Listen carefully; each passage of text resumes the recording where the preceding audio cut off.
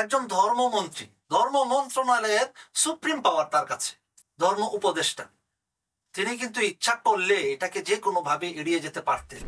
এইগুলো করে আসলে আমাদের ধর্ম উপদেষ্টা মহোদয় বাংলাদেশের মানুষগুলোকে কি মেসেজ দিতে চেয়েছে? গণতান্ত্রিক শক্তি আর একটা হলো সমাজতান্ত্রিক শক্তি, এই দুইটা শক্তি ইসলামী খেলাফত ব্যবস্থার বিরুদ্ধে শুধুমাত্র অপপ্রচার চালিয়েছে তা না, বরং প্রথম বিশ্বযুদ্ধটা হয়েছিল শুধুমাত্র ইসলামী খেলাফত ব্যবস্থাকে নির্মূল করার জন্য। গণতান্ত্রিক প্রক্রিয়া আমাকে শিরকের কাজের সাথেও জড়িয়ে দিতে চাই, সেই ক্ষেত্রে আমি দায়িত্বশীলতার পরিচয় দিতে গিয়ে আমি কি শিরকে জড়িত হব? এর কোনো সুযোগ নেই। তাহলে কি আমরা ধরে নিব যে আমাদের উপদেষ্টা মহোদয় যিনি গিয়েছিলেন সেখানে তার এই কাজটা ঠিক করে? খেলাফত ছাড়া বিকল্প কোনো নীতি ইসলামের কাছে গ্রহণযোগ্য নয়। এখন যদি আপনি উদারতার নামে আপনি শুধু তার পূজায় গেলেন, তার পূজাকে রোজা বানিয়ে দিলেন, অথচ আপনার ঈদের মাঝে তো কোনো ক্ষুদ্র জনগোষ্ঠী আসতেছে না কখনো। আমাকে উদার হইতে গেলে আমার ধর্ম ছাড়তে হবে, তাইলে তো আমি উদার হইলাম, আপনি তো উদার হইতে পারলেন না।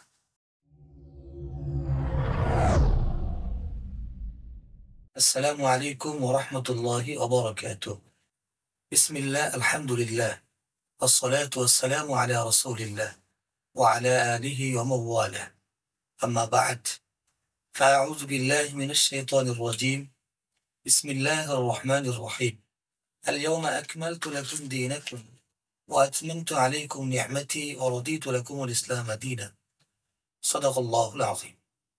সুপ্রিয় দর্শক এবং শ্রোতা, আজকে আমরা আপনাদের সামনে খুবই গুরুত্বপূর্ণ একটি টপিক নিয়ে উপস্থিত হয়েছি। টপিকটি হলো অমুসলিমদের সাথে মুসলমানদের আচরণ ও উদারতার সীমারেখা। শীর্ষক বিষয়ে খুবই গুরুত্বপূর্ণ খোলামেলা আলোচনা করার জন্য আমরা আপনাদের সামনে দুইজন বিদগ্ধ আলেমে দ্বীনকে অতিথি হিসেবে আমন্ত্রণ জানিয়েছি।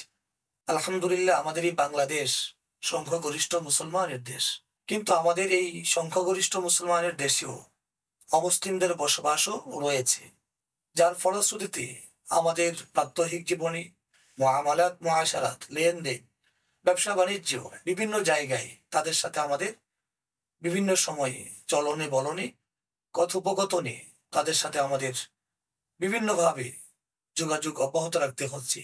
সেই জায়গা থেকে এদা মুসলিম হিসাবে অমুসলিমদের সাথে আমাদের আচরণ এবং উদারতার সীমারেখা কি হবে, পবিত্র কোরআন এবং হাদিসে এ ব্যাপারে কি বর্ণনা এসেছে, আমরা আমাদের শায়েখদের কাছ থেকে সেগুলো জেনে নিব।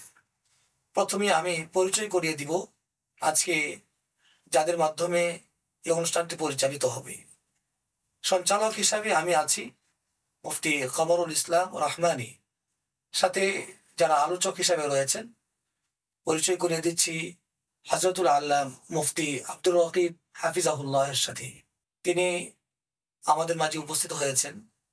তিনি একজন গবেষক এবং চিন্তক ব্যক্তিত্ব, সাথে সাথে ঢাকার মিরপুরের ঐতিহ্যবাহী প্রতিষ্ঠান জামিয়া নুরিয়া কাসিম উলুমের সিনিয়র মুহাদ্দিস। আমাদের সাথে আরো রয়েছেন হযরতুল আল্লাহ মুফতি আবু সাঈদ হাফিজাহুল্লাহ। আসসালামু আলাইকুম। তিনি ঢাকার মিরপুরের ঐতিহ্যবাহী প্রতিষ্ঠান দারুল আরশাদের মুহাদ্দিস, লেখক এবং কলামিস্ট। আমি প্রথমেই আজকের আমন্ত্রিত অতিথির মধ্যে জনাব মুহতারাম শেখ আব্দুর রকিব সাহেবের কাছে যাব, যে অমুসলিমদের সাথে মুসলমানদের আচরণ এবং উদারতার সীমারেখা এ ব্যাপারে পবিত্র কোরআন এবং হাদিসে আমাদের জন্য কি নির্দেশনা রয়েছে। আমরা দেখেছি গত কিছুদিন আগে আমাদের বাংলাদেশে অমুসলিমদের যে পূজা উৎসবটা হয়েছে, সেখানে আমাদের বাংলাদেশের বিভিন্ন রাজনৈতিক ব্যক্তিবর্গ, এমনকি ধর্ম মন্ত্রণালয় থেকেও আমাদের ধর্ম উপদেষ্টা মহোদয় তিনিও সেখানে গিয়ে তাদের শুভেচ্ছা বিনিময় করেছেন। এই বিষয়গুলো আমাদেরকে ব্যাপকভাবে জটিলতায় ফেলে দিয়েছে। আসলে এ ব্যাপারে ইসলাম কি বলে, যদি আমাদের মাঝে আপনি বিষয়টা ক্লিয়ার করতেন। আলহামদুলিল্লাহ, সালাতু ওয়াসসালামু আলা রাসূলিল্লাহ, আম্মা বা'দ। প্রথমেই আমি আপনার কৃতজ্ঞতা জ্ঞাপন করছি গুরুত্বপূর্ণ এবং সমসাময়িক একটি প্রশ্ন করার জন্য। বাকি এই প্রশ্নের গাম্ভীর্য এবং এই প্রশ্নের উত্তরের বিস্তৃতিও অনেক ব্যাপক। আমি প্রথমেই দুইটা পয়েন্টে ভাগ করতে চাই আর উত্তরগুলো। এক তো হলো মুসলিম দেশে, সংখ্যাগরিষ্ঠ মুসলিম দেশে সংখ্যালঘু বা অমুসলিমদের ইসলামের শুরুযুগ থেকে নিয়ে ইসলামী শাসন ব্যবস্থা যতদিন প্রতিষ্ঠিত ছিল তাদের অধিকার, কোন কোন অধিকারগুলো মৌলিক অধিকার হিসেবে চিহ্নিত করা হয়েছে এবং সেই অধিকারগুলোর বাস্তবায়ন কিভাবে করেছেন ইসলামী শাসক যারা ছিলেন। আর দ্বিতীয় যে বিষয়টা সেটা হলো আমাদের বর্তমান প্র্যাকটিস, বর্তমান প্রেক্ষাপটে জুলাই বিপ্লব পরবর্তী আমাদের সম্মানিত ধর্ম উপদেষ্টা তার বিভিন্ন ধর্মের আচার অনুষ্ঠানে অংশগ্রহণ, এটার একটা সংক্ষিপ্ত মূল্যায়ন। আল্লাহ সুবহানাহু ওয়া তাআলা আল্লাহ রাসূল সাল্লাল্লাহু আলাইহি ওয়াসাল্লামকে চূড়ান্ত জীবন বিধান দিয়েছেন এবং সেই জীবন বিধানের মাঝে অসম্পূর্ণতা রাখেন। সূরা মাঈদার ৩ নম্বর আয়াতে আল্লাহ তাআলা বলেছেন, আকমালতু লাকুম দীনাকুম, তোমাদের দিনকে আমি পূর্ণ করেছি। তোমাদের শব্দটার মাঝে ইসলাম আনা মুসলিমরা যেমনি ভাবে আছে, ইসলামের দাওয়াত লাভে ধন্য হবে এরকম মুসলিমরাও আছে। তাই আল্লাহ রাসূল সাল্লাল্লাহু আলাইহি ওয়াসাল্লাম পুরো মানবতাকে নিজের উম্মত ভেবে এর নির্দেশনা দিয়েছেন। আমরা যদি রাসূল পাক সাল্লাল্লাহু আলাইহি ওয়াসাল্লামের রাষ্ট্রীয় জীবন এবং রাষ্ট্র পরিচালনার বিভিন্ন দিক নিয়ে মূল্যায়ন করতে চাই, তাহলে আমরা দেখতে পাবো আল্লাহ রাসূল সাল্লাল্লাহু আলাইহি ওয়াসাল্লাম ব্যক্তি, সামাজিক, পারিবারিক ইসলামের পরে মদিনায় হিজরত পরবর্তী একটি ইসলামী রাষ্ট্র প্রতিষ্ঠা করেছেন এবং সেই ইসলামী রাষ্ট্রের মৌলিক যে সকল বিধানগুলো ছিল অথবা যে ধারাগুলো ছিল সেই ধারাগুলোর মাঝেই মুসলিম, এহুদি, পৌত্তলিক এবং বিভিন্ন জাতি ধর্মের মানুষের মৌলিক অধিকারগুলো নিশ্চিত করা হয়েছিল। আসলে ইসলাম মৌলিক অধিকার বলতে যে বিষয়গুলো বলে বোঝায় সেটা হলো মুসলিম ও মুসলিম যদি একসাথে থাকে তাহলে এক্ষেত্রে মৌলিক অধিকার বলতে প্রাণের নিরাপত্তা, সম্পদের নিরাপত্তা এবং ইজ্জত আর সম্মানের নিরাপত্তা, এগুলোকে নিশ্চিত করে। এর পরবর্তীতে একজন মানুষ হিসাবে নয়, বরং একটি আদর্শ বা চেতনা ধারক হিসাবে তার নিজস্ব ধর্মের কিছু চেতনা থাকে, সেখানেও কিছু গুরুত্বপূর্ণ অধিকার আছে, সেই অধিকারগুলো নিশ্চিত করে। তো আমরা মদিনা সনদের 25 নম্বর ধারায় একটা বিষয় দেখতে পাই, আল্লাহ রাসূল সাল্লাল্লাহু আলাইহি ওয়াসাল্লাম মদিনা রাষ্ট্রের যারা জনসাধারণ ছিলেন, মুসলিম, ইহুদি এবং অন্যান্য পৌত্তলিক যারা ছিল, তাদের ব্যক্তিগত মৌলিক অধিকার বাহিরে চেতনা এবং ধর্মীয় যে অধিকারটা, অর্থাৎ ধর্ম পালনের অধিকার, সেই বিষয়টা আল্লাহ রাসূল সাল্লাল্লাহু আলাইহি ওয়াসাল্লাম নিশ্চিত করেছিলেন। এবং আল কোরআনুল কারীমে আল্লাহ সুবহানাহু ওয়া তাআলা খুব স্পষ্টভাবেই বলেছেন, লা ইকরাহা ফিদ্দীন ক্বাদ তাবায়্যানা রুশদু মিনাল গায়। যখন সত্যের পথ এবং হিদায়াতের পথভ্রষ্টতা থেকে ক্লিয়ার হয়ে গেছে, স্পষ্ট হয়ে গেছে, তাই দিনের ক্ষেত্রে কোনো রকম কারো উপর কোনো রকম জোর প্রয়োগের সুযোগ নেই। এর অর্থ হলো ইসলাম এখন পরিপূর্ণভাবে পূর্ণাঙ্গ এবং সবসময় ইসলামকে অন্যান্য ধর্মের উপরে আল্লাহ সুবহানাহু ওয়া তাআলা বিজয়ী বলেছেন। তাই কোনো অমুসলিম, প্রাথমিকভাবে বলা যায়, কোনো মুসলিমকে ইসলামে দীক্ষিত করার জন্য কোনো রকম জোরপূর্বক বা জোর প্রয়োগ করার কোনো সুযোগ ইসলামে নেই। এটারই বাস্তবায়ন আল্লাহ রাসূল সাল্লাল্লাহু আলাইহি ওয়াসাল্লাম মদিনা সনদে করেছিলেন। এই জন্য একটা সুন্দর রাষ্ট্র হয়েছিল, যে রাষ্ট্রে মুসলিমরাও তারা স্বাভাবিকভাবে তাদের ধর্মকর্ম পালন করেছিলেন। পাশাপাশি ইহুদিরা, ওখানে মৌলিকভাবে 3টা ইহুদি গোত্র, এরও অনেক শাখা গোত্র ছিল, তারা একেবারে মুসলমানদের মতো স্বাভাবিক জীবনযাপন করতেন এবং অনেক দিক থেকে তারা আগে যেমন নিরাপত্তাহীনতায় ভুগতেন ব্যবসা বাণিজ্য ইত্যাদির ক্ষেত্রে, ইসলাম আসার পরে তারা সেই সকল নিরাপত্তাহীনতা থেকে নিজেদেরকে মুক্ত করতে পেরেছে। এবং আমরা দেখতে পাই স্বাভাবিকভাবেই ইসলাম যেহেতু সেই মদিনা সনদের একটি ধারা অনুযায়ী সকল বিষয়ের সুপ্রিম পাওয়ার থাকবে মুহাম্মদ রাসূলুল্লাহ সাল্লাল্লাহু আলাইহি ওয়াসাল্লামের কাছে, সবাই মেনে নিয়েছিল।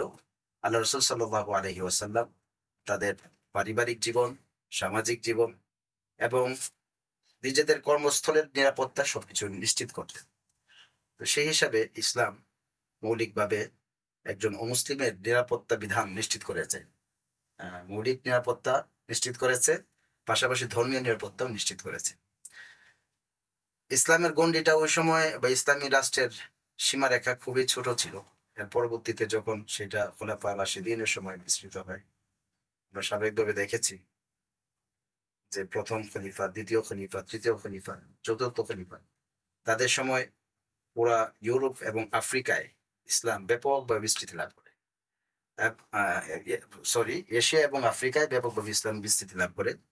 এশিয়ার একেবারে সেই পূর্ব পশ্চিমে ইসলাম ছড়িয়ে পড়ে, আফ্রিকারও সব প্রান্তেই ইসলাম চলে যায়, এমনকি ইউরোপের পশ্চিম প্রান্তে প্রান্তে ইসলামী রাষ্ট্র ব্যবস্থা প্রতিষ্ঠিত হয়। সেখানে যারা দায়িত্ব পালন করেছিলেন, প্রথমত খলিফাদের তত্ত্বাবধানে থাকা যারা গভর্নর ছিলেন, তারাও ইসলামের এই বিষয়গুলো অর্থাৎ অমুসলিমদের নিরাপত্তা বিধান নিশ্চিত করেছে, পাশাপাশি তাদের ধর্মীয় যে স্বাধীনতা, সেই স্বাধীনতাকেও নিশ্চিত করেছে।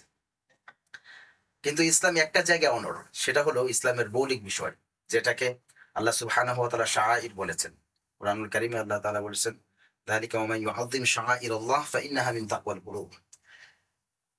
আল্লাহর শিয়ার যেগুলো আছে, অর্থাৎ এমন কিছু বিষয় যার মাধ্যমে ইসলাম তার পরিচয়, যে বিষয়গুলো ইসলামের পরিচয় বহন করে, ইসলামের মৌলিকতাকে রক্ষা করে, সেই সকল বিষয়গুলো অবশ্যই সকলের কাছ থেকে সম্মান পাবে। এবং মুসলিমরা তাদের ইসলাম রক্ষার জন্য সেই সকল মৌলিক বিষয়গুলোকে রক্ষা করা তাদের ইমানি দায়িত্ব। এটা আল্লাহ সুবহানাহু ওয়া তাআলা বলেছেন কোরআন মাজিদে। এটা একজন মুমিনের সবচেয়ে প্রাপ্তির বিষয় তাকওয়া, সেই তাকওয়ারই অংশ আল্লাহ তাআলা বানিয়ে দিয়েছেন। তাই এই জায়গাগুলোতে ইসলাম কখনো কাউকে ছাড় দেন। এই ক্ষেত্রে একটা শিয়ার হলো যে আল্লাহ সুবহানাহু ওয়া তাআলার যে সকল হক আছে, সেই হকগুলোর ব্যাপারে মুসলিমরা সবসময় সচেতন থাকবে। এটা একজন মুসলিম ব্যক্তিগতভাবে এবং মুসলিম রাষ্ট্রপ্রধান সে পুরো দেশের দায়িত্বশীল হিসেবে এই সকল ব্যাপারে অনড় থাকবে এবং ইসলামের মৌলিক বিধানগুলোকে কার্যকর বাস্তবায়ন করার জন্য সে সর্বাত্মক চেষ্টা করবে। এক্ষেত্রে কোন রকম অবহেলা এবং পদচ্যুতি গ্রহণযোগ্য নয়। এমন একটা বিষয় হলো শিরকের বিষয়।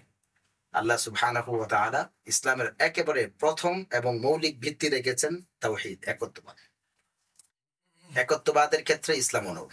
আল্লাহ রাসূল সাল্লাল্লাহু আলাইহি ওয়াসাল্লাম মদিনার রাষ্ট্রে মুসলিমদেরকে নিয়ে একটি সুন্দর রাষ্ট্র প্রতিষ্ঠা করেছিলেন, কিন্তু আল্লাহর একত্ববাদের ক্ষেত্রে কারো কোনো রকম ছাড় ছিল না। এটা মূল্যায়ন করা যায় দুই ভাবে। এক তো হলো মুসলিমরা তারা তাদের বিশ্বাসের দিক থেকে এই জায়গায় একেবারে স্পষ্ট থাকবে, কোন রকম অংশীদারিত্ব যেন না আসে আল্লাহর সাথে। আর দ্বিতীয়ত হলো রাষ্ট্রপ্রধান সে ধর্মীয় স্বাধীনতা নিশ্চিত করবে। বাকি একত্ববাদের ব্যাপারে যদি অন্য কোনো ধর্মের পক্ষ থেকে কোন রকম প্রশ্ন বা তাদের যদি কোনো রকম উদ্যোগ থাকে, সেগুলোকে নিয়ন্ত্রণ করা এবং সেগুলোকে কঠোর হস্তে দমন করার দায়িত্ব রাষ্ট্রপ্রধানকে দেওয়া হয়েছে। এরই অনেক বাস্তবায়ন আমরা নিজেরা দেখেছি এবং খোলাফায়ে রাশিদিনের যুগেও আমরা পেয়েছি, পরবর্তী শাসনামূলকতে আমরা পেয়েছি। মাশাআল্লাহ, খুব সুন্দর করে চমৎকার করে আপনি বলতেছিলেন কথাগুলো। আসলে আপনি যে কথাগুলো বললেন এ থেকে আমরা যতটুকু বুঝতে পারলাম যে ইসলাম একটা উদার ধর্ম। ইসলাম এর মাঝে যদি কোনো ভিন্ন ধর্মের লোকেরাও থাকে, তাদের সাথে ইসলাম আসলে কোনো কোনো রকমের কোনো চাপ প্রয়োগ করা বা তাদের কোনো কাজ বাধ্য করা, এটা আসলে ইসলাম চায় না। মূলত হলো ইসলাম উদার, ধর্মীয়ভাবে উদার। বাকি ধর্মের ভিন্নতার কারণে তারা যখন আমাদের সাথে ওঠা বসা করবে, সেই জায়গা থেকে এদের সাথে আমাদের যে আচরণটা কেমন হবে এবং উদারতার যে সীমারেখাটা বা কতটুকু লিমিটেশন আছে কিনা, না মানুষ যেভাবে চাইবে সেভাবে তার মতো করে উদারতা দেখাবে, এই বিষয়টা একটু ক্লিয়ার করলে ভালো হয়। যখন অমুসলিমরা তারা তাদের ধর্ম পালন করবে তাদের নিজস্ব গণ্ডির ভিতরে, তাদের ধর্মীয় রীতিনীতির ক্ষেত্রে মুসলমানদের কোন রকম হস্তক্ষেপ থাকবে। বাকি একজন মুসলমান সে দায়িত্বশীল হিসাবে অথবা রাষ্ট্রের কোনো দায়িত্ব পালন করার কারণে যদি তাদের ধর্মীয় আচার অনুষ্ঠান, আপনি বিষয়টা তো বোঝাতে চেয়েছেন এরকম কিছু, জি জি, যদি তারা তাদের ধর্মীয় আচার অনুষ্ঠান এগুলো যাতে করে তারা সহজে আঞ্জাম দিতে পারে, এই জন্য যদি কোন রকম রাষ্ট্রীয় নিরাপত্তা চায়, সেই নিরাপত্তা ইসলাম বিধান করবে। কিন্তু সরাসরি শিরিক সংশ্লিষ্ট কোনো ধর্মীয় অনুষ্ঠানে আল্লাহ রাসূল সাল্লাল্লাহু আলাইহি ওয়াসাল্লাম সশরীরে কখনো যে তাদের হালচাল জিজ্ঞাসা করার জন্য তাদের সে সকল অনুষ্ঠানে অংশগ্রহণ করেছেন বলে এরকম কোনো দৃষ্টান্ত পাওয়া যায় না। আমরা তো জানি যে নবী আলাইহিস সালামকে যখন এই কাফের মুশরিকরা অফার করেছিল যে আমরা কিছুদিন আপনার রবের পূজা করব, আপনি কিছুদিন আমাদের রবের পূজা করুন। এই অফারটা পাওয়ার পরে নবীজি কিন্তু বলেছিলেন, লাকুম দীনুকুম ওয়ালিয়া দীন, যে তোমাদের ধর্ম পালনের যে কর্মফল এটা তোমাদের, আর আমার ধর্ম পালনের যে কর্মফল এটা আমার। অর্থাৎ ধর্মের যে ভিন্নতা, সেই জায়গা থেকে তোমাদেরটা তোমাদের, আমাদেরটা আমাদের, কিন্তু আমরা একত্ববাদের ছায়া তুলে অন্য কোনো শিরকের কোনো কাজকর্ম আমরা ঢুকাতে পারবো না, এবং তোমাদের কাজে আমরা যেতে পারবো না। অবশ্যই এটাই বোঝাতে চেয়েছি। কিন্তু নিজেকে সেখানে পার্টিসিপেট করে, অংশগ্রহণ করে, তাদের সাথে যে ইসলামের উদারতা প্রকাশ করা, এই ধরনের কোনো অনুমতি কি আসলে ইসলাম দেয়? না, আমরা আরেকটু যদি রাসূলের সিরাতের দিকে তাকাই, তাহলে এই ক্ষেত্রে নববী ১০ম হিজরিতে যখন শিয়াবে আবি তালিব থেকে আল্লাহ রসুল সাল্লাল্লাহু আলাইহি ওয়াসাল্লাম এবং বনু হাশিম সহ অন্যরা ফিরে আসেন, মক্কার জীবনে চলে আসেন। ওই সময় একটা ঘটনা আমরা দেখতে পাই, আবু তালেবের কাছে মদিনার প্রায় ২৫ জন সর্দার, তোর মধ্য থেকে আবু জাহেদ, আবু সুফিয়ান এবং এই জাতীয় প্রথম সারির সর্দার যারা ছিলেন, তারা আরো একটু সহজ প্রস্তাব নিয়ে আসছিল। সেই প্রস্তাবটাও একত্ববাদের সাথে সংশ্লিষ্ট হওয়ার কারণে এবং শিরিক সংশ্লিষ্ট হওয়ার কারণে আল্লাহ রসুল সাল্লাল্লাহু আলাইহি ওয়াসাল্লাম এটাকে তো গ্রহণই করেন নাই, বরং আরো একটা সুন্দর প্রস্তাব দিয়েছিলেন, যে প্রস্তাবটা মূলত মুসলমানদের জন্য যেমনিভাবে খুব সহনশীল এবং একজন মুসলমানের জন্য কাম্য, পাশাপাশি অমুসলিমরাও এটাকে সহজে মেনে নিতে পারে। রাসূল পাক সাল্লাল্লাহু আলাইহি ওয়াসাল্লাম সেই শিরিক এবং একত্ববাদের প্রশ্নে কখনো ছাড় দেন নাই। ঘটনা ছিল খাজা আবু তালেবের কাছে যখন তারা প্রস্তাব দিয়েছিল যে আমরা আসলে একই বংশের মানুষ, তোমাদের উপর ৩ বছর দীর্ঘ অবরোধের যে অকথ্য নির্যাতন সেটা আমাদেরকেও ব্যথিত করেছে। আর আপনার যে অবস্থা, যে কোনো সময় আপনি চলে যেতে পারেন। আপনার পরবর্তীতে মুহাম্মদের উপর যদি কোন রকম আহ, কড়াকড়ি করা হয় এবং তার উপর নির্যাতন বেড়ে যায়, তাহলে এক্ষেত্রে আহ আমাদের উপরে এক ধরনের অপবাদ আরোপ হতে পারে যে আবু তালেব মৃত্যুবরণ করেছে বিধায় তার উপরে নির্যাতন বেড়ে গিয়েছে। আমরা এটাও চাই না। আসুন একটা বিষয়ে আমরা একটা সমঝোতার প্রস্তাব দিচ্ছি, সেটা হলো মুহাম্মদকে বলুন সে তার ধর্ম নিয়েই থাকে, তার ধর্মের ব্যাপারে আমরা কোনো রকম ইন্টারফেয়ার করব। আর আমরা যে ধর্মকর্ম পালন করব যেটা শিরিক সংশ্লিষ্ট, সেক্ষেত্রেও সে কোনো রকম নাক গলাবে না। এই প্রস্তাবটা অনেকটা সহনীয় মনে হয়েছিল খাজা আবু তালেবের কাছে, কারণ এতটাই তিনি মানে আহ, নির্যাতনের শিকার হয়েছিলেন। তিনি ভেবেছিলেন ঠিক আছে, যদি এরকম সমঝোতাপূর্ণ প্রস্তাব হয় তাহলে আমি আমার ভাতিজাকে সেই প্রস্তাবটা জানাতে পারি, শোনাতে পারি। রাসূল পাক সাল্লাল্লাহু আলাইহি সাল্লামকে যখন জানানো হলো, আল্লাহ রাসূল সাল্লাল্লাহু আলাইহি ওয়াসাল্লাম শিরিকের সাথে সংশ্লিষ্ট হওয়ার কারণে এটা দিলেন। তিনি বলেছেন আমি এর চেয়ে ভালো প্রস্তাব দিচ্ছি। সেই প্রস্তাব যদি তারা মেনে নেয়, তাহলে এক্ষেত্রে তাদের অনেকগুলো লাভ আছে। তারা আমার পিছনে পড়ে আছে বা এই মরু প্রান্তরে জীবনযাপন করতেছে, এই কষ্টের জীবন থেকে বের হয়ে আসতে পারবে। আল্লাহ রসুল বলেছিলেন যে মক্কার যত যাযাবর শ্রেণী আছে অথবা যৌথ বংশের লোকেরা আছে, তারা সবাই এই কুরাইশদেরকে সম্মানের চোখে দেখবে। এমনকি পৃথিবীর বড় বড় সুপার পাওয়ার ওই সময় যারা ছিল, তারা পর্যন্ত এই প্রস্তাবকে গ্রহণ করলে কুরাইশদের কাছে মাথা নত করতে বাধ্য হবে। সেটা হলো এই যে শিরিকের সাথে কোনো আপোষ নেই, এক আল্লাহকে নিজের রব হিসেবে মেনে নিতে হবে এবং তার বিধান আমি মোহাম্মদের মাধ্যমে তাদের কাছে যেহেতু পড়ছে, তাই তারা পূর্ণ অনুসরণ হবে। তো এখানে আল্লাহ রাসূল সাল্লাল্লাহু আলাইহি ওয়াসাল্লাম এই ছাড়টুকু তাদের দেন।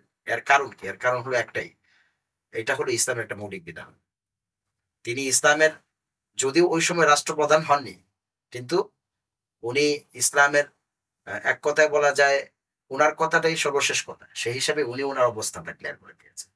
তো এই সকল বিষয়ে শিরকের বিষয়ে কোন রকম ছাড় ইসলাম কখনো দেয়নি। তাহলে শায়েখের কাছে আমরা বিনয়ের সাথে জানতে চাইবো যে যে বিষয়গুলো আপনি বললেন, এই বিষয়গুলো তো আমাদের বাংলাদেশের ধর্ম উপদেষ্টা মহোদয়ের অবশ্যই জানা আছে। এরপরও তিনি যে একটা উৎসবে গেলেন এবং তার সামনে যে নাচ গান হলো, তিনি বসে বসে সেগুলোকে উপভোগ করলেন। এইগুলো করে আসলে আমাদের ধর্ম উপদেষ্টা মহোদয় আমাদের বাংলাদেশের মানুষগুলোকে কি মেসেজ দিতে চেয়েছেন? এটা তো আসলে খুব গভীর বিষয়। তবে আমি আমার নিজস্ব মতামত উপস্থাপন করছি, সেটা হলো আমরা এখন রাষ্ট্র পরিচালনার জন্য যে তন্ত্রকে মেনে নিয়েছি, গণতান্ত্রিক প্রক্রিয়া, গণতান্ত্রিক প্রক্রিয়ায় একজন ধর্ম উপদেষ্টা বা ধর্মমন্ত্রীর মূল্যায়ন একরকম। আর ইসলাম যেহেতু পূর্ণাঙ্গ জীবন ব্যবস্থা, রাষ্ট্র পরিচালনা করার জন্য একটা সুস্পষ্ট একটা রূপরেখা নীতিমালা দিয়েছে, যেটাকে আমরা খেলাফত ব্যবস্থা বলি। তো খেলাফত ব্যবস্থায় ইসলাম এই সকল জায়গায় কোন রকম ছাড় দেয়নি। আল্লাহ রাসূল সাল্লাল্লাহু আলাইহি ওয়াসাল্লাম আলী রাদিয়াল্লাহু তাআলা আনহুকে মক্কা ফাতহে মক্কার পরে পাঠিয়েছেন বিভিন্ন জায়গায়, যেগুলো মূলত মুসলমানদের অধ্যুষিত অঞ্চল ছিল। সেই সকল জায়গায় বড় বড় মূর্তিগুলোকে ধ্বংস করার জন্য পাঠিয়েছিলেন। এর কারণ ছিল ওটা ছিল খেলাফত ব্যবস্থা। এবং একটা বিষয় আমি খুব জোরালোভাবে বলতে চাচ্ছি, পৃথিবীতে যত বিষয় আছে, যত তন্ত্রই আসে, তার একটা উত্থান থাকে এবং তার একটা পতন আসে। উত্থান এর সময়টায় মানুষ সহজে গ্রহণ করতে চায়, কারণ এর আগে আরেকটা তন্ত্র বা মতবাদের পতন হয়, যেটাই সে হয়তো বা দীর্ঘ সময় কাটিয়েছে। ইসলাম তার যে রাষ্ট্রীয় চেতনা, সেই চেতনায় প্রায় 1300 বছর পর্যন্ত সারা পৃথিবীতে রাজ করেছে।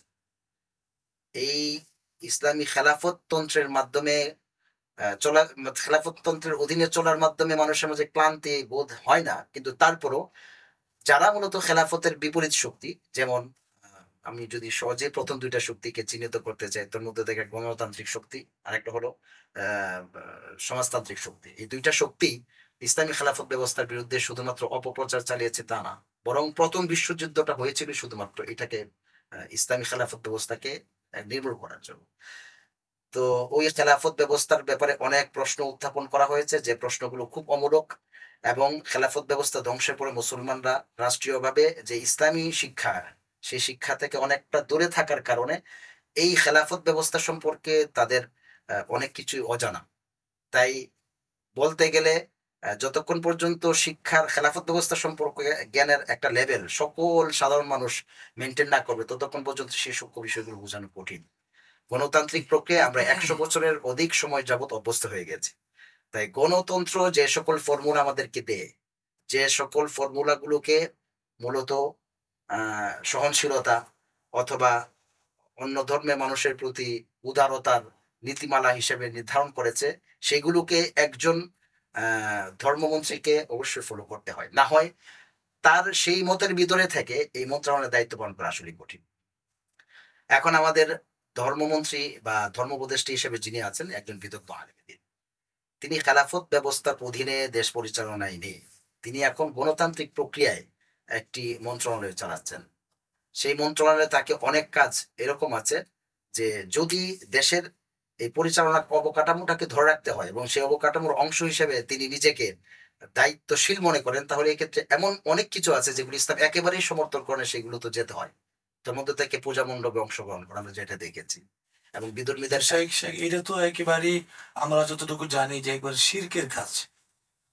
তো যদি গণতান্ত্রিক প্রক্রিয়া আমাকে শিরকের কাজের সাথেও জড়িয়ে দিতে চাই, সেই ক্ষেত্রে আমি দায়িত্বশীলতার পরিচয় দিতে গিয়ে আমি কি শিরকে জড়িত হব? এর কোনো সুযোগ নেই, এর কোনো সুযোগ নেই। আমার উমর রাদিয়াল্লাহু তাআলার একটা বিখ্যাত উক্তির কথা মনে পড়ে গেছে।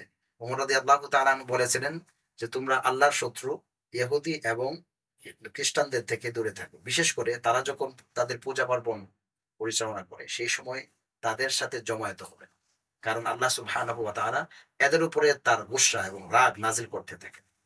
তিনি বলেন আমার আশঙ্কা হয় তোমরা সেটা আক্রান্ত হয়ে যাবে। তাহলে কি আমরা ধরে নিব আপনার আলোচনা থেকে যে আমাদের উপদেষ্টা মহোদয় যিনি গিয়েছিলেন সেখানে, তার এই কাজটা আমরা মনে করতে পারি যে ঠিক? আমি একেবারে এর শেষ কথা এটা বলতে চাচ্ছি না, আমি বলতে চাচ্ছি যেটা, সেটা হলো এই যে ইসলামের যে নীতি আছে, আমি দেশ পরিচালনা করার ক্ষেত্রে একজন মুসলিম হিসেবে আমার ইমান এবং শিরকের জায়গায় আমরা যে আপোষহীন, সেই স্থান থেকে একজন দায়িত্বশীল সে মৌলিকভাবে এই জাতীয় প্রিন্সিপাল যেগুলো আছে, ইসলামিক প্রিন্সিপাল, সেগুলোকে মানতে হবে। আর এর বাইরে যেহেতু অনেক ধর্মের মানুষ আমরা এই দেশটায় বসবাস করি, তাদের নিরাপত্তা এবং তাদের ধর্মকর্ম যাতে করে অবাধভাবে তারা এটাকে বাস্তবায়ন করতে পারে, সেটার জন্য যে সকল সহযোগিতা বাহির থেকে এবং মন্ত্রণালয়ের মাধ্যমে করানো যায়, সেগুলো করানো উচিত। আর এই ঘটনার সাথে আমি সুস্পষ্ট ভাষায় আমাদের ধর্ম উপদেষ্টাকে কেন্দ্র করে আমি কোনো কথা বলতে ইচ্ছুক নই, কারণ যে তন্ত্রে উনি এই দায়িত্ব পালন করছেন, সেই তন্ত্রটাকে ইসলাম সাপোর্ট করে না। আমাদের আলোচনা যদি করতে হয় তাহলে এই ক্ষেত্রে রাষ্ট্র পরিচালনার যে আমাদের এখন সাংবিধানিক বিষয়গুলো, সেগুলো নিয়ে আলোচনা করছে। আর আমাদের অনেক ইসলামিক দল আছেন যারা মূলত তাদের কাছেও এই বিষয় ক্লিয়ার, খেলাফত ছাড়া বিকল্প কোনো নীতি ইসলামের কাছে গ্রহণযোগ্য নয়। তারপরেও যাতে করে খেলাফতের সেই সুন্দর মানে যে একটা অতীত আছে, সেই অতীতে মানুষকে আবারও তাদের ভবিষ্যৎ গড়া যায়, সেই জন্য তারা চেষ্টা করে যাচ্ছে গণতান্ত্রিক প্রক্রিয়া আস্তে আস্তে নিজেদের অবস্থানকে সুদৃঢ় করার। আমাদের বাংলাদেশের সাধারণ মুসলিম জনতা তাদের এই যে বক্তব্যটা এই বিষয়ে তারা বলতে চাচ্ছে এটা যে ধর্ম উপদেষ্টা মহোদয় ওইখানে না গিয়ে ওনার যে সহযোগী কিছু সদস্যরা আছেন যারা ধর্মীয় ভাবে দায়িত্বশীল আছে, তো ওইখানেও দেখা যাবে যে অনেক বিধর্মীরাও সেখানে থাকে। এদের মাধ্যমে যদি তিনি চাইলে তো ওই কাজটা করাইতে পারতেন যে আমি যেতে পারছি না, তোমরা সেখানে যাও। এরকম তো বহু কাজী মন্ত্রীরা করে থাকেন। বিভিন্ন জায়গায় তার এরকম আহ্বান থাকে, আমন্ত্রণ থাকে, নিমন্ত্রণ থাকে, তো নিজেরা না গিয়ে অন্যকে পাঠিয়ে দেয়। সেই জায়গায় উনি না গিয়ে তাদেরকে পাঠাইতে পারতেন যে বিধর্মের লোক ছিল। সুন্দর বলেছেন, প্রস্তাবনাটা সুন্দর। তবে আমার কাছে আরো কিছু বিষয় এখানে মনে হয় যে ওনার যাওয়ার পিছনে কিছু আরো কিছু কারণ থাকতে পারে। আমাদের দেশ আমরা সবাই জানি একটা খ্রিস্টান হিন্দু অধ্যুষিত একটা বিশাল বৃহৎ রাষ্ট্রের ভিতরে আমরা অবস্থান করি। তারা সেই জুলাই বিপ্লবের পর থেকে যে কোনো ভাবে আমাদের দেশে ধর্মীয় অসহিষ্ণুতার কথাটা প্রমাণ করার জন্য চেষ্টা করেছে, একেবারে ছোট থেকে বড় থেকে যত রকম ইস্যু সকল ইস্যুকে সামনে রেখে।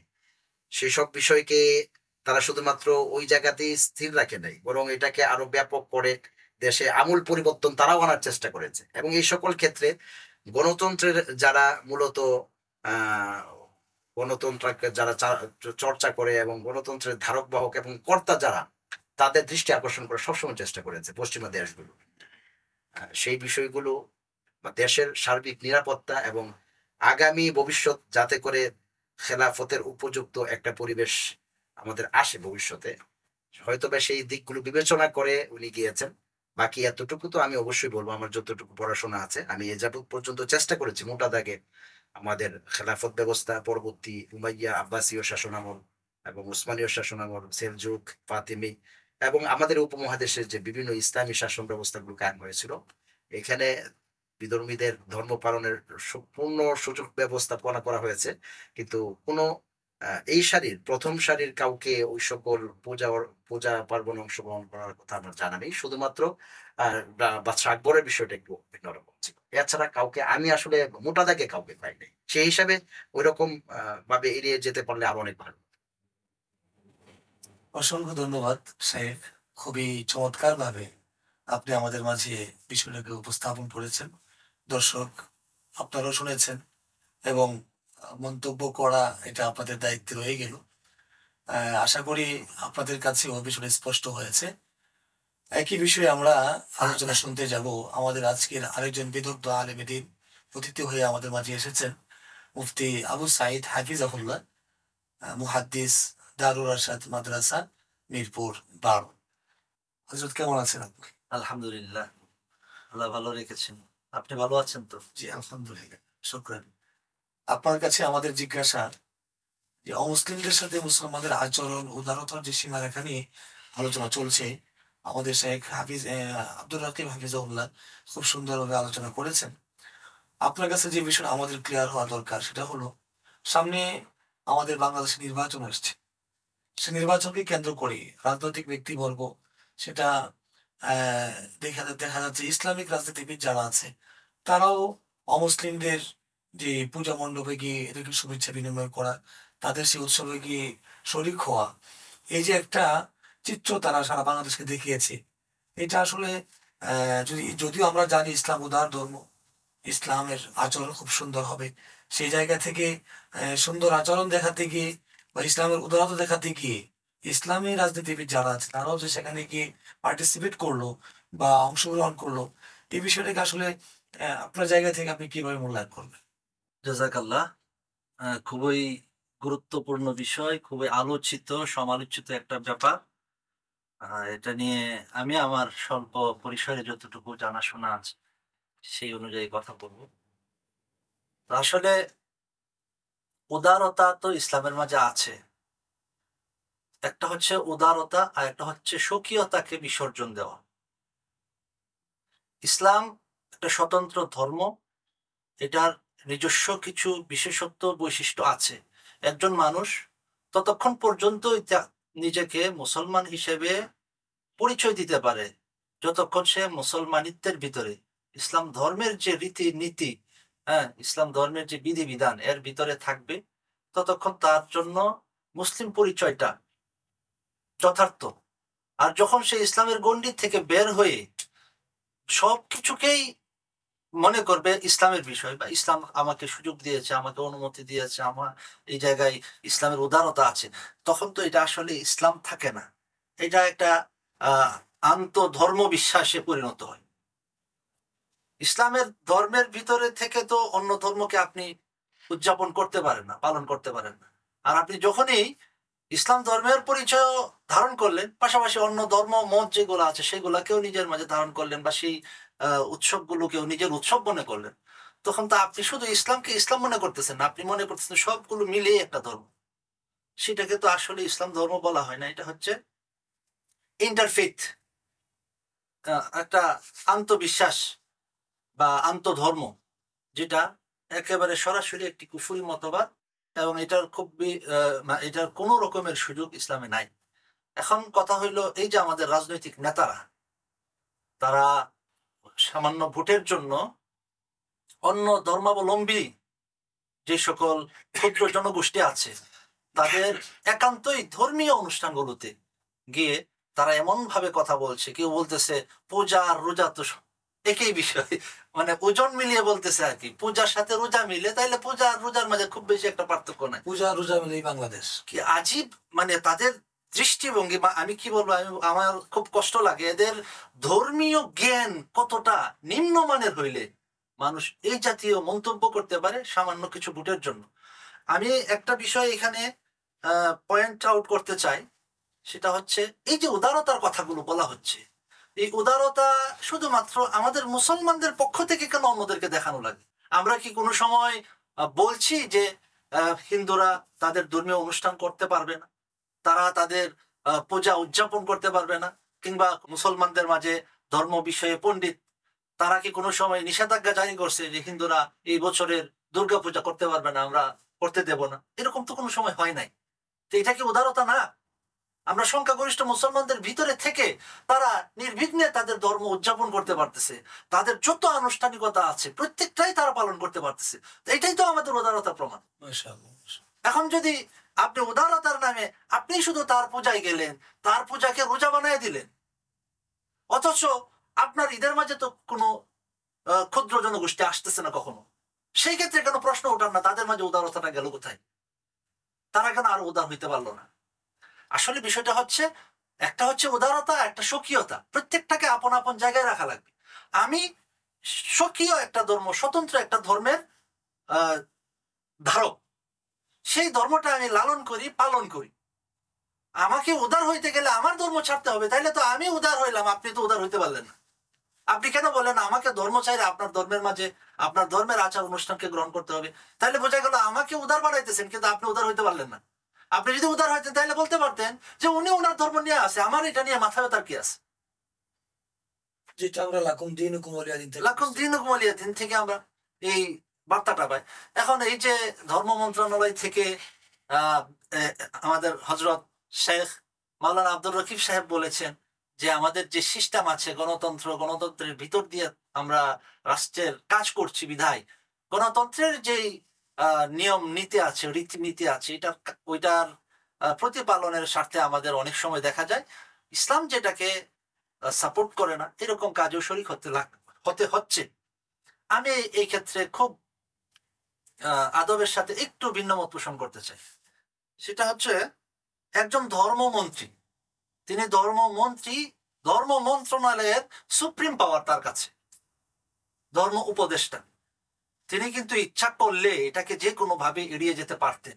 ইসলামে এই যে ক্ষমতায়ন, মানে মুসলমান বা ইসলামী রাজনীতিবিদদের ক্ষমতায়ন, আমরা যারা রাজনীতি প্র্যাকটিস করতেছি, উলামায়ে কেরাম রাজনীতির প্র্যাকটিস করতেছে, এর তো একটা হিকমত এটাও বলা হয় যে আমরা যখন সুপার পাওয়ারটা পাবো হাতে, আমরাই যখন সর্বোচ্চ কর্তৃপক্ষ হব, তখন আমরা কি করতে পারবো, ওই জায়গা থেকে অনেক কিছুকে নিয়ন্ত্রণ করতে পারবো। কারণ আমাকে নির্দেশ দেওয়ার কেউ নাই, আমি বরং কি করতেছি, আমার অধীনস্থ যারা আছে তাদেরকে নির্দেশ দিচ্ছি। একজন ধর্ম উপদেষ্টা ইচ্ছা করলে এখানে অন্য বিকল্প উপায়ে তাদের সাথে সৌজন্যতাও বজায় থাকতো, পাশাপাশি এইরকম সরাসরি কুফরি একটা অনুষ্ঠানকে প্রমোট করা, সেটাকে উদযাপন পর্যায়ে নিয়ে যাওয়া, এই জাতীয় কাজটা থেকে আমার মনে হয় মানে বিরত থাকা সম্ভব হইতো। আমি একটা এক্সাম্পল দিই। দেখেন, হাসপাতালগুলোতে এখন, বিশেষ করে প্রাইভেট হাসপাতালগুলোতে, অনেক হাসপাতাল আছে আলহামদুলিল্লাহ, হাসপাতালের পরিবেশ খুব ভালো, ওইখানে ধার্মিক অনেক ডাক্তার আছে, বা হাসপাতালের মূল পরিচালক দেখা যায় বেশ ধার্মিক মানুষ। ওনারা যে কাজটা করে, যে একটা হাসপাতালে মুসলমান কর্মচারী যেমন থাকে, কর্মকর্তা, এরা কিছু হিন্দু কর্মচারীও কিন্তু রাখে। রাইট। ওরা কি করে, যেমন হিন্দুরা তো নামাজ পড়ে না, কিন্তু একজন মুসলমানের কি আছে, 5 ওয়াক্ত নামাজ আছে। আমার ডিউটি টাইমেও অফিস আওয়ার যেটা আছে, সেই অফিস আওয়ারও দেখা যায় নামাজের রক্ত হচ্ছে, আমাকে 20 মিনিটের জন্য একটা বিরতির প্রয়োজন। আবার ইমার্জেন্সি অনেক কাজ থাকে হাসপাতালে, চাইলেই কিন্তু টোটাল হাসপাতাল বন্ধ করে দিয়া সবাই নামাজেও চলে যাওয়া সম্ভব না। তো ওই জায়গায় একটা হাসপাতাল কর্তৃপক্ষ কি কাজ করে, কিছু হিন্দু কর্মচারী নিয়োগ দেয়। আমরা যখন নামাজে রক্ত হয়, আমরা সবাই নামাজে চলে যাব, আর ওই সময়টা ইমার্জেন্সি ডিউটিটা পালন করবে হিন্দু। এই যে বিকল্প চিন্তা, কিছু সৃজনশীল চিন্তা করলে আমার মনে হয় অনেক সুন্দর সুন্দর রাস্তা বের করে আনা সম্ভব।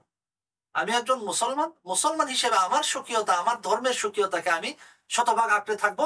পাশাপাশি অন্য ধর্মের মানুষ যেন তার ধর্মীয় অনুভূতিতে কোনোভাবে আঘাত না পায়, সেটার জন্য আমি, ইসলামে অবশ্যই নির্দেশনা আছে। আল্লাহ রাসূল সাল্লাল্লাহু আলাইহি ওয়াসাল্লামের জীবনীটা কাফের, মুশরিক, ইহুদি, খ্রিস্টান এদের মাঝখানে কাটছে। তাই বলে কিন্তু রাসূল সাল্লাল্লাহু আলাইহি ওয়াসাল্লাম প্রত্যেকটা অমুসলিম সম্প্রদায়ের মনের মাঝে সবসময় আঘাত দিয়েছেন, এরকম কিন্তু হয় নাই। বরং অমুসলিমরাও রাসূল সাল্লাল্লাহু আলাইহি ওয়াসাল্লামের ধর্মের সর্বোচ্চ শতভাগ ধর্মের উপর থাকার পরও তার থেকে সৌজন্যতাটাই পাইছে। তা আমার মনে হয় আমাদের এই বিষয়টা সবসময় মাথায় রাখার দরকার। উদারতার একটা সীমা রেখা আছে। উদারতাকে স্বকীয়তা বিসর্জনের নাম দিয়া প্রতিযোগিতামূলক ভাবে নিজের আত্মমর্যাদা, নিজের ধর্মীয় পরিচয়কে ভুলুণ্ঠিত করাকে আমি কোনো অবস্থাতেই সমর্থন করি না।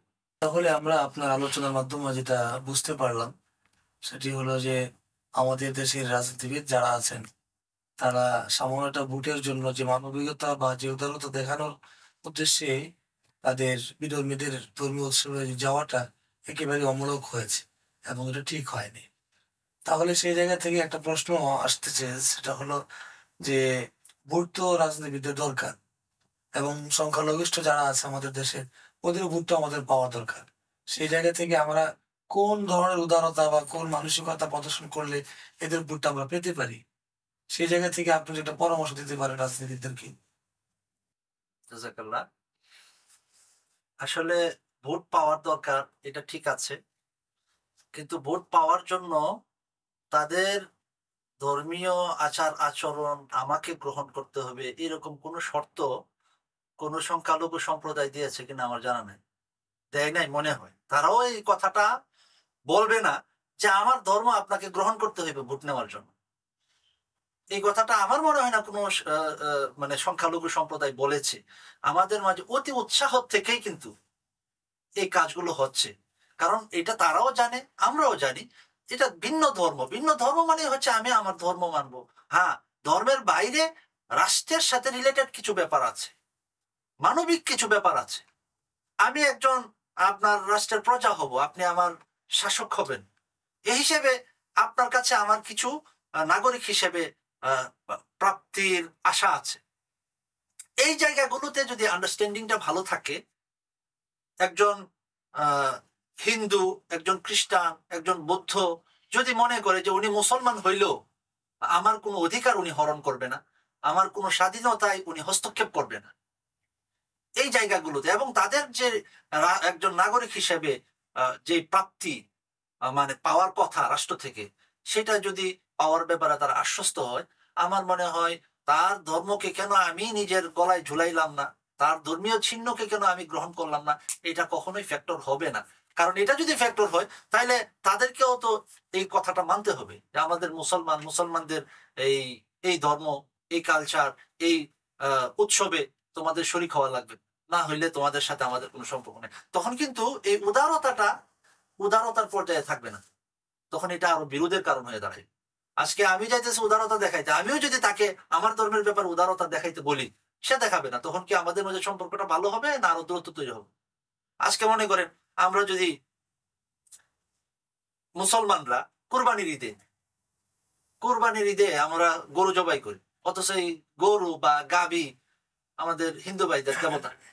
আমরা যদি ওই সময় বলি যে ধর্ম যার যার উৎসব সবার আসেন ভাই, আমরা সবাই মিলে কি করি, উৎসব করি, তাইলে কি তারা এটা মানতে পারবে? পারবে না। আমি মনে করি যারা ধার্মিক, যারা ধর্ম লালন করে, পালন করে, তাদের পক্ষে মানা সম্ভব না। আর যারা ধর্মটাকে মানেই না, তাদের তো আসলে কোনো ধর্মই নেই। ধর্ম যদি মানতে হয় তাহলে ধর্মের ভিতরেই থাকতে হবে, এবং ভিতরে থাকাটাকে এটা মানে সম্মানের মনে করবে, নিজের ধর্মের মানুষ হোক এবং বিপরীত ধর্মের মানুষ। অসংখ্য ধন্যবাদ মুফতি আবু সাইদ হাফিজাহুল্লাহ। আপনার যে সার কথা সেটা থেকে আমরা বুঝতে পারলাম যে প্রথমে যে কথাটা আপনার বলেছিলেন যে উদারতা মানে স্বকীয়তাকে বিসর্জন দেওয়া নয়। খুবই গুরুত্বপূর্ণ এবং চমৎকার একটা পয়েন্ট আপনি বলেছেন। এই জিনিসটা খুবই গুরুত্বপূর্ণ, আমার কাছে খুব ভালো লেগেছে কথাটা। তার মানে আমরা বুঝতে পেরেছি যারা বেশি উদারতা এবং বেশি মহানুভবতা দেখাতে গিয়ে বিধর্মীদের ধর্মীয় উৎসবে গিয়েছেন, তারা মূলত উদারতা নয় বরং নিজেদের স্বকীয়তাটাকে বিসর্জন দিয়েছে। অতি উৎসাহ কাজ করেছে এখানে, স্বকীয়তাকে বিসর্জন দিয়েছেন। এবং আমি মনে করি একজন মুসলমান, খাঁটি মুসলমান হিসেবে এই সকল বিষয়ে আরো অনেক বেশি সচেতন হওয়া উচিত। সর্বশেষ আমি আজকের আমাদের প্রথম যে অতিথি মহোদয়ের কাছে আমরা গিয়েছিলাম, তার কাছ থেকে আমরা সর্বশেষ আর কয়েকটা কথা শুনবো এই ব্যাপারে, কারণ তার একটা বিষয়ের সাথে আমাদের মোহতারাম মুফতি আবু সাইদ হাফিজাহুল্লাহ কিছুটা ভিন্ন মত আমরা দেখতে পেয়েছি। সেই ভিন্ন মতটাকে তিনি আসলে কিভাবে সমন্বয় করবেন, সেই সমন্বয়ের বিষয়টা আমরা একটু ক্লিয়ার হতে যাব মুফতি আব্দুর রাকিব হাফিজাহুল্লাহের কাছে। আপনার আলোচনায় আমাদের কাছে স্পষ্ট হয়েছিল যে বিষয়টা, যেহেতু আমাদের এই বাংলাদেশ গণতান্ত্রিক প্রক্রিয়া চলছে, সেই জায়গা থেকে একজন দায়িত্বশীল হিসেবে তার যাওয়াটা, আপনি বলেছিলেন যে গণতন্ত্রের প্রক্রিয়ার কারণে তার যাওয়াটা ঠিক আছে, কিন্তু সাথে সাথে আমাদের মুফতি আবু সাইদ হাফিজাহুল্লাহ এটাকে ভিন্ন মত পোষণ করেছেন এবং এটা মেনে নিতে চাননি। সেই জায়গায় আপনি বিষয়টাকে কিভাবে সমন্বয় করবেন? ধন্যবাদ সঞ্চালক মহোদয়কে আসলে আমাকে দ্বিতীয়বার সুযোগ দেওয়ার জন্য। আমি আবার আলোচনা থেকে আবারও এক কথায় স্মরণ করে দিতে চাচ্ছি, আমি যে বিষয়টা বলতে চাচ্ছি সেটা হলো শিরকের ব্যাপারে ইসলাম কখনো কোনো রকম সুযোগ দেয়নি। ব্যক্তি জীবন থেকে নিয়ে রাষ্ট্র পরিচালনা পর্যন্ত যে কারোর ক্ষেত্রে একজন মুসলিম হিসেবে শিরকের কোনো সুযোগ তার নেই। বাকি দায়িত্বের সাথে সংশ্লিষ্ট যদি কোনো পরিবেশ পরিস্থিতির শিকার কোনো মুসলিমকে হতে হয়, তাহলে এই ক্ষেত্রে আমাদেরকে ভাবতে হবে জাতীয় প্রীতিকর পরিবেশ পরিস্থিতির শিকার যে যে যে কারণে হয়েছে, যে সমস্যাটার উৎপত্তি স্তরটা আমাকে চিহ্নিত করতে হবে, তার পরবর্তীতে এটা মূল্যায়ন করতে হবে। আমরা প্রথমে যদি একটা এমন মতবাদকে মেনে নেই যে মতবাদটা মৌলিকভাবে সে শিরককে সাপোর্ট করে, যেটা ইসলাম তার ইসলামিক দৃষ্টিকোণ থেকে রাষ্ট্র পরিচালনা নীতি হিসেবে সেটাকে সাপোর্ট করতে পারে না, এরকম একটা মতবাদের ভিতর দিয়ে যদি ধর্মীয় উদারতা এবং মুসলমানদের স্বাভাবিকভাবে রাষ্ট্র পরিচালনায় মুসলমানদের অংশগ্রহণ মুসলিম হিসাবে নিশ্চিত করার জন্য আমাদেরকে আসলে অনেকটা সময় নিতে হবে। আর এর আগ পর্যন্ত এই কালচারের ভিতর দিয়ে আমাদের যে ভুলভ্রান্তিগুলো হবে সেই ভুলভ্রান্তিগুলোর ব্যাখ্যা আসলে আছে। আর একটা ব্যাপার হলো এই চলমান পরিস্থিতিতে আমার একটা বিখ্যাত উক্তির কথা মনে পড়ে গেল। আর একটা বংশের একজন সম্রাট শেরশাহ সূরি, আমাদের এই উপমহাদেশের প্রায় 5 বছরের মতো সে উপমহাদেশে মুসলিম একজন শাসক হিসেবে দায়িত্ব পালন করেছেন। এবং বলা হয় যে সম্রাট আকবর শেরশাহ সূরির যে রাষ্ট্র পরিচালনা নীতি, সেই নীতিকেই গ্রহণ করে সে সুন্দরভাবে রাষ্ট্র পরিচালনা করেছে। তো তিনি একটা কথা বলতেন সবসময়, সেটা হলো এই, রাষ্ট্র পরিচালিত হবে ইনসাফের ভিত্তিতে। কোনো ধর্মীয় মতবাদকে বা কোনো সংখ্যালঘু বা সংখ্যাগুরু কোনো পক্ষের ধর্মীয় নীতিমালাকে সামনে রেখে নয়। তিনি একজন মুসলিম ছিলেন এবং মুসলিম হিসাবে তার এই কথাটা ইসলাম বিরোধী হয়নি, কারণ বাহ্যিকভাবে ইসলাম থাকার পরে অন্য কোনো ধর্মের মানুষের অধিকারকে নিশ্চিত করার জন্য অন্য কোনো মতবাদ গ্রহণ করার প্রয়োজন নেই। সুতরাং সরাসরি যদি কেউ বলে দেয় ইসলামিক পদ্ধতিতেই আমি আমার এই দেশের সকল মানুষের অধিকারকে নিশ্চিত করব, সেই হিসাবে অমুসলিম যারা, তাদের অধিকারও নিশ্চিত হয়ে যেত। তারপর তিনি এই কথাটা কেন বললেন? এই কথাটা বলেন এই জন্যই, রাষ্ট্র পরিচালনার ক্ষেত্রে ইসলামের সুস্পষ্ট নীতি যেগুলো আছে তার মধ্যে থেকে একটা হলো ইনসাফ। সাধারণ মানুষের মনোযোগ এবং শক্তির আগ্রাসন, আমরা যেহেতু একটা ছোট্ট দেশ এবং এই দেশের উপরে অসংখ্য সুপার পাওয়ারদের বিভিন্ন রকম আগ্রাসন, এই শিকার আমরা সবসময় হয়ে থাকি। এগুলো থেকে বাঁচার জন্য এবং গণতান্ত্রিক যে অনেক ট্যাগ আছে সেই ট্যাগ থেকে বাঁচার জন্য আমরা মৌলিকভাবে যদি এই পন্থাটা অবলম্বন করতে পারি যে প্রত্যেক ধর্মের মানুষের ব্যক্তিকেন্দ্রিক যে অধিকার, সেই অধিকারটা তার নিজস্ব যোগ্যতা বলে, এবং প্রত্যেক ধর্মের অনুসারীদের সামাজিক সাপোর্ট গ্রহণ করার জন্য যেভাবে ইসলাম মোটা দাগে রাষ্ট্রীয়ভাবে তাদের সার্বিক বিষয়ের সুযোগ সুবিধাগুলো নিশ্চিত করেছে, সেই সুযোগ সুবিধাগুলো ইনসাফের ভিত্তিতে যদি নিশ্চিত করা যায়, তাহলে এই ক্ষেত্রে এই গণতান্ত্রিক এবং খেলাফতের যে টানাপোড়েন চলতেছে সেই টানাপোড়েনের ভিতর দিয়েও একজন ব্যক্তি নিজেকে জাতীয় প্রশ্নের মধ্যে রাখতে পারবে।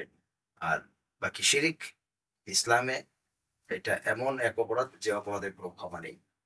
রাষ্ট্র পরিচালনার ক্ষেত্রে জনগণের অধিকারকেও আমাদের সামনে রাখতে হবে। এই সবকিছু সমন্বয় করেই আপাতত যতদিন পর্যন্ত খেলাফত ব্যবস্থা প্রতিষ্ঠিত না হচ্ছে ততদিন পর্যন্ত আমাদেরকে বুদ্ধিমত্তার ভিতর দিয়ে কাজ করতে হবে। তাহলে আশা করা যায় সকল উদ্ভট পরিস্থিতির সমাধান সম্ভব। সুপ্রিয় দর্শক, আমরা শাইখের আলোচনা থেকে বুঝতে পারলাম যে আমাদের ধর্ম উপদেষ্টা মহোদয় তাদের বিধর্মীদের ধর্মীয় উৎসবে এসে অংশগ্রহণ করে তিনি তার বুদ্ধিমত্তার পরিচয় দিয়েছেন। ধন্যবাদ শাইখকে। শাইখ মুফতি আবু সাইদ হাফিজাহুল্লাহ, আপনার কাছে আমাদের জিজ্ঞাসা, শাইখ আব্দুর রকিব হাফিজাহুল্লাহ যেভাবে একদিকে তিনি বললেন যে শিরক এটাকে ইসলাম কখনোই সাপোর্ট করে না, আবার তিনি এটাও বলতে চাচ্ছেন যে যেহেতু খিলাফা কায়েম নেই, প্রতিষ্ঠিত নেই, গণতান্ত্রিক প্রক্রিয়া দেশ চলছে, তা আমরা সেটাকে মেনে নিয়েই চলতে হবে এবং খুবই বুদ্ধিমত্তার সাথে হিকমতের সাথে ইসলামী খেলাফা যেন প্রতিষ্ঠা করা যায় সেদিকে খেয়াল করে মূলত আমাদের সবকিছুকে রিয়ালাইজ করে চলতে হবে। সেই জায়গা থেকে আপনি বিষয়টাকে কিভাবে মূল্যায়ন করবেন? জাযাকাল্লাহ। আসলে দেখেন, আমাদের দেশে যদিও উলামায়ে কেরাম কখনো স্বতন্ত্রভাবে সরকার গঠন করেন নাই, কিন্তু সবসময় সংসদে আমাদের 2-4 জন আলেম ছিলেন এবং এক একজনের যে আসন আছে প্রত্যেকটা আসনে হয়তোবা 2-4টা গ্রাম হিন্দু অধ্যুষিত আছে। তো একজন এমপি যখন তার আসন থেকে এমপি হয়ে আসেন, জনপ্রতিনিধি হয়ে আসেন, তার এলাকায় তো হিন্দুদের বসতি যেহেতু আছে, তাদের কি হয়, অনুষ্ঠান হয়, পূজা পার্বণ হয়। তা আমাদের পূর্ববর্তী যে সকল উলামায়ে কেরাম, মুফতি আমিনী এর কথা বলতে পারি, আমাদের কিশোরগঞ্জের আতাউর রহমান খান সাহেব হুজুর রাহিমাহুল্লাহর কথা বলতে পারি, হ্যাঁ, এরকম এমনকি দেলোয়ার হোসেন সাইদি সাহেব, ওনার কথা বলা যেতে পারে। এরকম বেশ কয়েকজন আলেম জনপ্রতিনিধি কিন্তু ছিলেন এবং তাদের এলাকায় এরকম হাজার হাজার হিন্দু আছে। তারা কিন্তু কৌশলের সাথে ওই জনগণের সাথে তার যে জনপ্রতিনিধি হিসেবে জিম্মাদারি আছে, দায়িত্ব আছে, সেটাও পালন করছেন। কিন্তু এই জাতীয় কাজগুলোতে এইভাবে খোলা অংশগ্রহণ করা বা তাদের প্রতি এক ধরনের প্রমোট করা কোনো নজির আমি আমাদের উলামায়ে কেরামের মাঝে দেখি নাই। আল্লাহ রাসূল সাল্লাল্লাহু আলাইহি ওয়াসাল্লাম বিভিন্ন হাদিসে যে সকল নির্দেশনা বা যে সকল বক্তব্য আমাদের সামনে রেখে গেছেন, এর মাঝে একটা বক্তব্য আছে, মান কাসসারা সাওয়াদা কওমিন ফাহুয়া মিনহুম। যে ব্যক্তি কোনো এক গোষ্ঠীকে নিজে তাদের অন্তর্ভুক্ত হয়ে তাদের সংখ্যা বাড়াইল, সে তাদের অন্তর্ভুক্ত। এটারই সমর্থক আর একটা হাদিস আছে, মান তাশাব্বাহা বিকাওমিন ফাহুয়া মিনহুম। তো এই যে এই নির্দেশনাগুলো যারা আমরা অন্তত জানি, বুঝি, আলেম ওলামা, হাদিসগুলো আমাদের জানা আছে, পড়া আছে, আমাদের মনে হয় এই জায়গাগুলোতে নিজেদেরকে একটু সেফ জোনে রেখে বিকল্প আরো অনেক অপশন আছে, সেই অপশনগুলো ট্রাই করার দরকার। আমার মনে হয় না যারা সরাসরি গিয়ে অংশগ্রহণ করে তারা বিকল্প পথগুলো খুব বেশি একটা ট্রাই করছেন, বোঝা যায় না। একটা অপারগতার তো একটা মানে স্তর আছে। একজন মানুষকে আপনি অপারগ বলবেন কখন? একজন মানুষ চলে গেল আর বললো আমি অপারগ, বাস্তবিক শরীর দৃষ্টিকোণ থেকে সে অপারগ হিসেবে এখানে প্রমাণিত? মুস্তর কারে কয়? এটা আমাদের কিন্তু আগে নির্ণয় করা লাগবে। তো একজন মানুষ আজকে মনে করে রাজনীতি যারা করে তারা এই গণতন্ত্রের দোহাই দিয়ে জায়গায় জায়গায় গিয়ে এইভাবে একেবারে ধর্মীয় স্বকীয়তাকে বিসর্জন দিয়া অপর জনগোষ্ঠীকে খুশি করার জন্য যা ইচ্ছা তাই করলো, এবং সে বলে দিল যে আমি তো এই ক্ষেত্রে অপারগ। আসলে তার এই উজোরটা কতটুকু গ্রহণযোগ্য? ইসলামের তো একজন ব্যক্তি মুস্তর হওয়া বা অপারগ হওয়া, বাধ্য হওয়ার একটা সংজ্ঞা আছে। আসলে এই জাতীয় কাজগুলোকে ওই ইস্তেরারের সংজ্ঞার মাঝে পড়ে কিনা? আমরা এই কিছুদিন আগে এই যে ডাকসু নির্বাচন হইল, গণতান্ত্রিক রাজনীতি, হ্যাঁ আমরা একটা কথা বলি, গণতান্ত্রিক রাজনীতি ভোট বিরাট একটা ফ্যাক্টর। ভোট টানার জন্য অনেক কিছুই করতে হয়। কিন্তু বাংলাদেশের 90% মানুষ তো মুসলমান, তাহলে 10% ভোটের জন্য কি একটা দল ফেল করবে? 90% মুসলমানকে ও খুশি করে আমি 10% মানে ভিন্ন জনগোষ্ঠীর ভোট দিয়ে আমি প্রধানমন্ত্রী হয়ে যাব, এমপি হয়ে যাব, মন্ত্রী হয়ে যাব। আমি যেটা বলতে চাচ্ছিলাম, ডাকসুর যে নির্বাচনটা হইল, ডাকসুতে আমরা কি দেখতে পাই যে যেই প্যানেলটা নির্বাচিত হয়েছে, সাদিক কায়েমের যে প্যানেল, সেই প্যানেলে প্রত্যেকটা হলে তারা বিপুল ভোট পাইছে। তাদের আশেপাশে আসলে কোনো প্রতিদ্বন্দ্বী নাই। কিন্তু জগন্নাথ হলে যেই মানুষটা, যেই প্রার্থীটা সবচেয়ে কম ভোট পাইছে তার চেয়েও কম ভোট পাইছে এই সাদিক কায়েম বা তাদের প্যানেল। তাই বলে কি ওরা নির্বাচিত হইতে পারে নাই? আমি মনে করি এটা আমাদের একটা নিছক অজুহাত। আমাদের থেকে এই যে আল্লাহ রাসূলের নির্দেশনা আছে, মান কাসসারা সাওয়াদা কাওমিন ফাহুয়া মিনহুম বা মান তাশাব্বাহা বিকাওমিন ফাহুয়া মিনহুম, এই জাতীয় নির্দেশনাগুলোর প্রতি আমাদের খুব বেশি একটা গুরুত্ব আমরা দিতে পারি নাই, বা যারাই কাজগুলো করতেছে দিতে পারে নাই, বা এটা তাদের মাথার মাঝে ছিল না। বিদায় তারা এতটা উদারতার নামে নিজেদেরকে ভিন্ন ধর্মীয় সংস্কৃতির সাথে, ধর্মীয় মানে অনুষ্ঠানের সাথে এতটা মিশিয়ে দিতে পারছে। আল্লাহ রাসূল সাল্লাল্লাহু আলাইহি সাল্লাম কতটা উদার ছিলেন। আজকে যেহেতু উদারতা নিয়ে আলোচনা হচ্ছে, উদারতার আসলে মানে রূপটা কি, স্বরূপটা কি, এটাই আমাদের সামনে পরিষ্কার না। যেমন মনে করেন আমি পুরুষ, আমার স্ত্রী একজন নারী, আমার মেয়ে একজন নারী, আমার মা একজন নারী। আচ্ছা, একজন পুরুষ কি তার ঘরে তার মা আছে, তার মেয়ে আছে, তার স্ত্রী আছে, তাদের প্রতি উদার না? আমরা কি দেখি একটা পরিবারের মাঝে দেখি উদার কিনা? একজন আপনি কি বলবেন সে তার মেয়ের ব্যাপারে উদার কিনা? মেয়ের জন্য, মেয়ের জীবনকে কি সে আপনার কোণঠাসা করে রাখে, গলা চিপে ধরে? নাকি মেয়ের জন্য জীবন কত সুন্দর হইতে পারে, স্মুথ হইতে পারে? একজন পুরুষ হইয়া তার পিতার সবসময় মানসিকতা, দৃষ্টিভঙ্গি থাকে এটা। এখন যদি বলেন যে আমার মেয়ের প্রতি আমার উদারতার প্রমাণ হচ্ছে গিয়ে আমার মেয়ের পোশাক আমি পরব, আমি আমার মেয়ের কানের দুল আমার কানে লাগাবো, তাইলে তার প্রতি আমার উদারতা হবে, আর নাহলে উদারতা হবে না। আমি বলবো এটা সুস্থ মস্তিষ্কের কোনো কথা না, অসুস্থ মস্তিষ্কের কথা। সুস্থ মানুষ এই জাতীয় উদ্ভট বিষয়কে উদারতা হিসেবে কখনোই পেশ করতে পারে। রাসূল সাল্লাল্লাহু আলাইহি সাল্লামের উদারতার নজির কি ছিল? সুবহানাল্লাহ, অবাক হওয়া লাগে। আল্লাহ রাসূল সাল্লাল্লাহু আলাইহি ওয়াসাল্লাম কত কষ্টের শিকার হয়েছে, নির্যাতনের শিকার হয়েছে মুসলিমদের কাছে, মুশরিকদের কাছে, ইহুদিদের কাছে।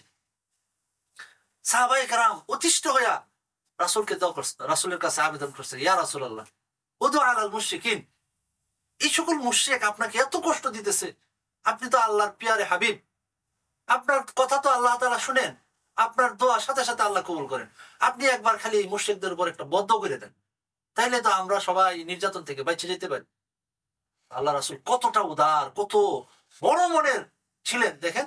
আল্লাহ রাসূল কি বলছেন, ইন্নী লাম উবাস লাআনান ইন্নামা বুইসতু রাহমান, আমি তো এই দুনিয়াতে কারো উপর অভিসম্পাত করার জন্য আসি নাই। চাই সে হিন্দু হোক, চাই সে বৌদ্ধ হোক, খ্রিস্টান হোক, ইহুদি হোক, মুশরিক হোক, কিন্তু আমার কাজ এটা না যে মানুষকে আমি কথায় কথায় অভিশাপ দেব। আমাকে আল্লাহ তাআলা রহমত হিসেবে প্রেরণ করেছেন। এই রহমত আমি শুধুমাত্র মুসলমানদের জন্য না, মুমিনদের জন্য না, আমি ইহুদিদের জন্য রহমত, আমি খ্রিস্টানদের জন্য রহমত, আমি মুসলিমদের জন্য রহমত, আমি তাম সৃষ্টির জন্য রহমত, আমি পশু পাখি চতুষ্পদ জন্তুর জন্য রহমত। সুবহানাল্লাহ, এটা কি উদারতা না? এর চেয়ে বড় উদারতার নজির ইসলামে বা পৃথিবীর ইতিহাসে কি হইতে পারে? ইসলাম তো তার একেবারে শুরুর লগ্ন থেকে উদারতা দেখিয়ে আসছে। অন্য কোন ধর্ম দর্শনের মাঝে এত উদারতার নজির নেই। আরেকটা উদারতার আমি একটা উপমা দেই। দেখেন, ইহুদি খ্রিস্টান এদের সাথে ধর্মীয় ভাবে ইসলামের একটা বিরোধ আছে, কিন্তু দেখেন ইসলাম কতটা উদারতা দেখাইছে। আমরা কিন্তু আল্লাহ তাআলা যেহেতু পূর্বের শরীয়ত গুলোকে রহিত করে দিচ্ছেন, সর্বশেষ নবী সর্বশেষ শরীয়ত ইসলাম, ইসলামী শরীয়ত সর্বশেষ নবী মুহাম্মদ রাসূলুল্লাহ সাল্লাল্লাহু আলাইহি সাল্লাম, এই হিসাবে কিন্তু পূর্বের সকল শরীয়ত রহিত হয়ে গেছে। তো এরপরও আমরা পূর্বের শরীয়তের যারা ধারক বাহক ছিলেন, যে সকল নবী, তাদের প্রতি আমাদের নবী কি শিক্ষা দিচ্ছেন? সর্বোচ্চ সম্মান। আপনি ইসলামের মাঝে ঈসা নবীর নাম মুসলমানদের মাঝে হাজার হাজার পাইবেন। মুসা নাম রাখছে, ঈসা নাম রাখছে, অথচ তারা তো ইহুদিদের নবী, খ্রিস্টানদের নবী ছিল। কিন্তু আমাদের ধর্ম, আমাদের নবী আমাদেরকে কি শিখাইছে? যে তারা নবী ছিলেন, যদিও তাদের শরীয়ত আমাদের শরীয়ত আসার পরে রহিত হয়ে গেছে, তারা নবী ছিলেন, তারা সম্মানিত ছিলেন। হ্যাঁ, তাদের প্রতি সম্মানটা আমাদের সবসময় বজায় থাকবে। আমাদের এই উম্মতের মাঝে ঈসা নাম রাখা, মুসা নাম রাখা, অন্য অন্য বনি ইসরায়েলের যে নবীরা ছিলেন তাদের নামে নাম রাখাটাকে সৌভাগ্য মনে করা হয়। অথচ আপনি দেখেন ইহুদিরা খ্রিস্টানরা কি মোহাম্মদ নাম রাখে? রাখে না। তাহলে কারা বেশি উদার?